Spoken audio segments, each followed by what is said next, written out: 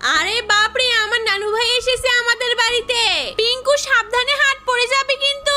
সর্বনাশ, ওই বিড়ালটার কি হয়েছে? এমন অবস্থা কেন? গলার উপরে ঘা হয়েছে। তাহলে চিকিৎসা করাও না কেন? তো আমি এখানে ডাক্তার কই পাবো? আচ্ছা ঠিক আছে, তাহলে আমাদেরকে ওর চিকিৎসা করাতে হবে। তার আগে আমি এই জালটা দিয়ে পুকুর থেকে মাছ ধরবো। আরে বাপরে, প্রথমবারই দেখতেছি পুকুর থেকে ভালোই মাছ উঠেছে। এই পিঙ্কুর বাবা, তুমি শ্বশুর বাড়িতে এসে মাছ ধরা শুরু করে দিয়েছো? আরে হ্যাঁ, অনেক বড় বড় মাছ আছে এই পুকুরে। কই, এগুলো তো ছোট ছোট। পাপা, আমি একটা মাছ নেব। এই পিঙ্কু, দেখ দেখ এটা কি মাছ উঠেছে জালে। আমি এই বড় মাছটাকে এখন বাড়িতে নিয়ে গিয়ে রান্না করব। তাহলে এই ছোট মাছগুলোকে পুকুরে ছেড়ে দেই। এই দাঁড়াও দাঁড়াও, কি করতেছো? ওগুলোকে উপরে নিয়ে আসো।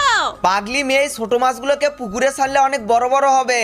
ঠিক আছে, তাহলে আমি এগুলোকে নিয়ে গেলাম। এই ঢুপুস ঢুপুস ঢোল বাজাবো আমি। বাপরে, পিঙ্কুকে ঢোল বাজানো শিখাচ্ছ তুমি? এই বিল্লু, কোথায় তোরা? এই যে দেখ, মাছ রান্না করে এনেছি, তাড়াতাড়ি খেতে আয়।